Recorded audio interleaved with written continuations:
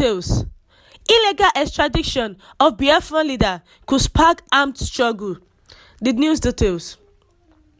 If anything happens to our leader in detention, I don't know what Biafrans will do. Solomon Uchenna Egbo calls for the release of Ñnamdi Kanu, the Ipob leader and human rights defender detained earlier this year by the Nigerians. Imagine if Nigel Farage had been arrested in the US and flown back to London without any due process of extradition. Or Nicolas Sturgeon had disappeared from the streets of Paris, only to turn up in a holding cell at Paddington Green Police Station, and each face treason charges, all because they have called for a referendum. Well, that's exactly what has happened to Ñnamdi Kanu, the leader of the indigenous people of Biafra, Ipob, the movement that, in recent years, has taken the lead on self-determination for Biafrans. Kanu's principal demand is a referendum. Over 100 years ago, the people of Biafra were forced into a union with other West African peoples by the British colonial administration. The British called that union Nigerian. The peoples making up Nigeria were never comfortable bedfellows. They shared nothing in common except British colonial rule. Ever since independence, Biafrans have sought to secede from Nigeria. They fought and lost a devastating war in which millions were killed or starved to death for this dream. They have suffered beating, imprisonment, and murder for it. Kanu has been imprisoned and tortured for it. So the people are saying, if anything happens to our leader in detention, they don't know what Biafrans will do. That the federal government should release their leader, Ñnamdi Kanu. Because if anything should happen, they don't know what the members of the Ipob will do. They don't know what they are going to do. Because it was seen that Kanu has been imprisoned and tortured. So they said that the federal government should not harm their leader, Ñnamdi Kanu. That the Ipob members can go ahead to do anything, whatsoever they have in mind to do, if anything should happen to their leader.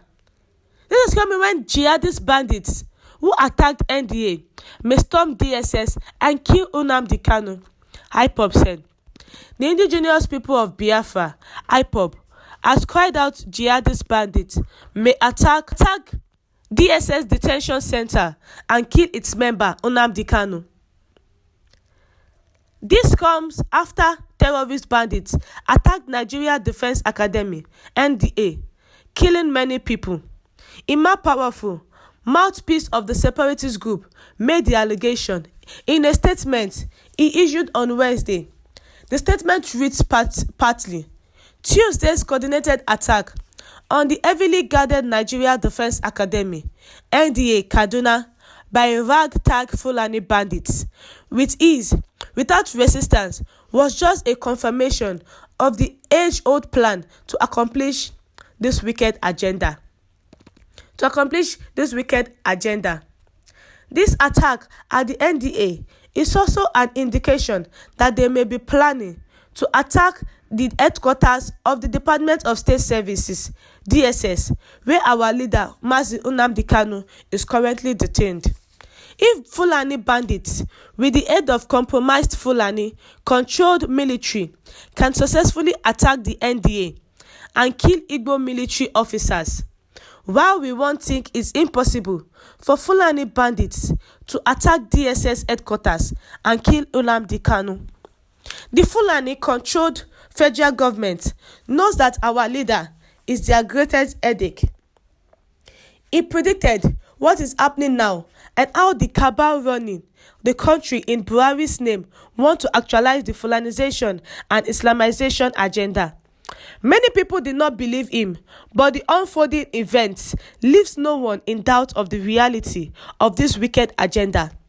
Anything they can do to eliminate our leader will not be considered too expensive, but our God will frustrate their evil plots.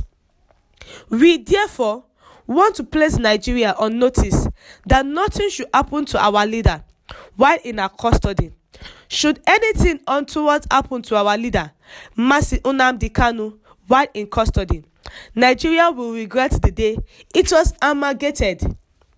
The Ipob member, the indigenous people of Biafra, are telling the federal government that if anything happened to their leader, Ñnamdi Kanu, that Nigeria will blame themselves. They will find it difficult, and they will blame themselves for being amalgamated. They will regret the day Nigeria was amalgamated. That nothing must happen to their leader.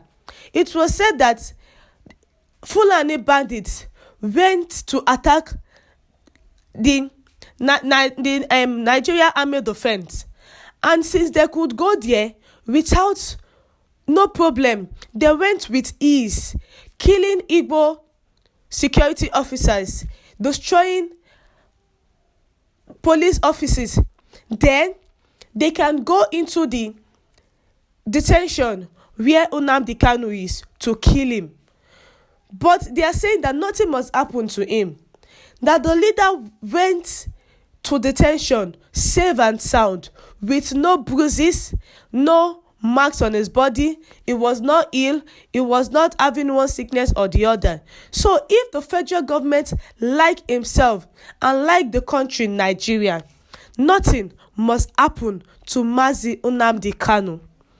We call that Mazi Ñnamdi Kanu is the Ipob leader, and the Ipob members are agitating for secession.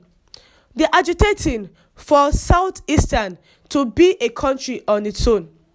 So we are admonishing the federal government that it should look into the case of Mazi Ñnamdi Kanu, and the DSS to look into where Mazi Ñnamdi Kanu is, that nothing must happen to Ñnamdi Kanu. We all want the peace of our country, and this should not bring about separation in the country. This should not bring about more atrocities in the country. The president should please make sure that Ñnamdi Kanu is safe. It should put him in a safe corner even while in detention, because we know these Ipob people, and they are the one going about causing killings, bloodsheds, destroying of properties, attacking police operatives, security operatives in the southeast. So the president should please make sure that Ñnamdi Kanu is safe, as the Ipob people are saying that if anything happen to their leader, then they do not know what is going to happen. But Nigeria will regret the day it was amalgamated. Thank you, my listeners, for listening. Do have a good day, and God bless you.